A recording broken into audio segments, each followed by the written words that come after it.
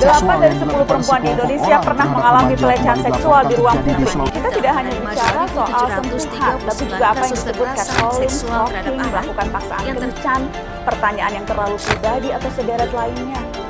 Juga pelecehan melalui dunia maya lewat komentar-komentar yang tidak sepatutnya. Kekerasan seksual merupakan masalah yang serius dihadapi pada peradaban modern saat ini. Karena adanya tindakan kekerasan seksual menyebabkan tidak berfungsinya suatu norma pada diri seseorang yang mengakibatkan dilanggarnya suatu hak asasi sehingga orang lain menjadi korbannya. Sejak 1 Januari 2024 hingga saat ini, jumlah kasus kekerasan seksual menurut Kementerian Pemberdayaan Perempuan dan Perlindungan Anak di Indonesia tercatat sebanyak 4.649 kasus. Di antaranya, korban perempuan sebanyak 5.844 dan korban laki-laki sebanyak 1.426. Data ini menunjukkan maraknya kasus kekerasan seksual pada saat ini. Bagaimana contoh maupun bentuk dari pelecehan seksual? Dan bagaimana cara untuk menanganinya? Catcalling, salah satu bentuk pelecehan verbal yang paling sering kali terjadi dimanapun dan kapanpun. Cewek, mau kemana? Mau dibawain nggak mbak tasnya mbak? Pilihan aja. Ketika tiba-tiba suara tidak diundang menyergap Anda dari sudut jalan, bukanlah sapaan ataupun senyuman hangat, melainkan kata-kata yang meluncur, seakan meluncur seperti panah, yang dapat merusak kepercayaan diri seseorang, membuatnya merasa tidak nyaman, takut, atau marah, seakan memotong sayap kebebasan dan kehormatan mereka. Mengikuti, mengamati secara diam-diam, memotret tanpa izin, dan bahkan ancaman fisik secara langsung tanpa kita sadari, hal tersebut mengganggu mental korban sedikit demi sedikit. Dan apa yang terjadi? Pelaku dapat menggunakan perilaku tersebut untuk memperoleh kepuasan seksual dengan memahami bahwa tindakan ini tidak hanya mengganggu, tetapi juga dapat memiliki dampak yang merugikan. Kita dapat bekerja untuk menghentikan perilaku tersebut dan memberikan dukungan kepada mereka yang terpengaruh. Pedofilia adalah kelainan seksual yang ditandai dengan rasa ketertarikan terhadap seksual orang yang telah masuk dalam usia dewasa terhadap anak-anak. Hal ini bisa diakibatkan karena dua faktor, yaitu akibat pengalaman masa kecil seseorang yang tidak mendukung tingkat perkembangannya, atau pengalaman seseorang yang pada masa kecilnya pernah menjadi korban pelecehan oleh seorang pedofil.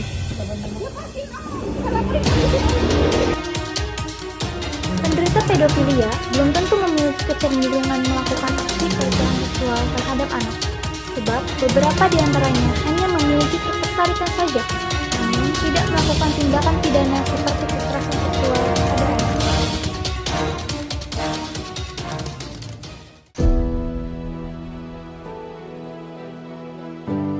Halo, kamu di mana? Aku di dekat taman, kamu di mana? Kamu ya? Oh iya.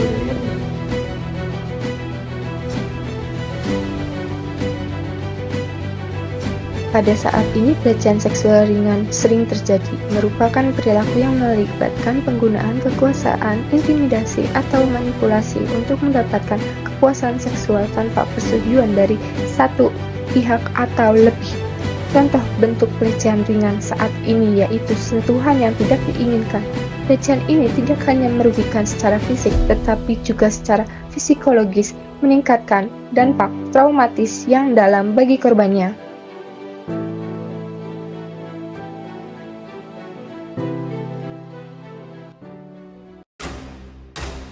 Pelecehan pada laki-laki adalah tindakan yang menyerang martabat, privasi, atau hak asasi seorang pria secara seksual ataupun emosional.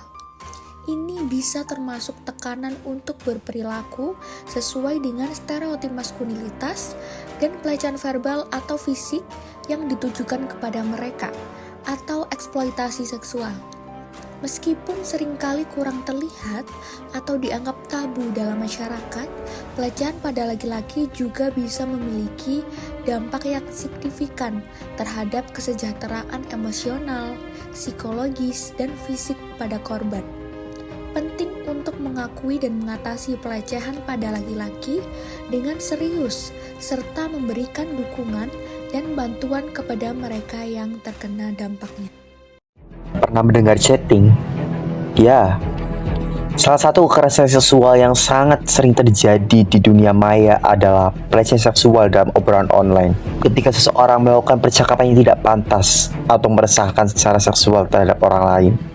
Rasanya seperti seorang yang mencoba memasuki ruang pribadi kita tanpa izin dan mulai melakukan hal-hal yang tidak pantas. Penting bagi kita semua untuk tetap waspada dan menolak untuk merespon. Jika diikuti oleh seseorang, segera cari tempat ramai dan beritahu orang lain maupun kerabat Anda. Penting bagi kita untuk memberitahu kepada mereka mengenai batasan-batasan pada diri mereka, mengawasi interaksi online mereka, serta memberikan pemahaman kepada mereka mengenai siapa yang bisa mereka percaya. Penting untuk memperkuat rasa percaya diri dan menolak perilaku yang tidak kita inginkan. Blokir akun yang membuat Anda merasa tidak nyaman dan tetap waspada terhadap interaksi yang tidak pantas. Benarkah menghadirkan aksi dan pemahaman, membangun kesadaran dan mengenai pelecehan seksual? Jadilah bagian dari solusi, bukan bagian dari masalah. Menyuarakan kesetaraan dan membangun penghormatan, membangun dunia yang aman dan hormat. Stop kekerasan maupun pelecehan seksual. Mari bersama mencegah kekerasan seksual. Setiap orang berhak hidup tanpa takut. Tinggalkan saja semua persoalan. Waktu kita sejenak untuk membebaskan pikiran dan biarkan terbang tinggi sampai melayang jauh menembus awan. Sementara tinggalkan semua aturan yang kadang terlalu mengikat dan tak beralasan, man. Memang benar Miman, kita perlu cooling down dan melonggarkan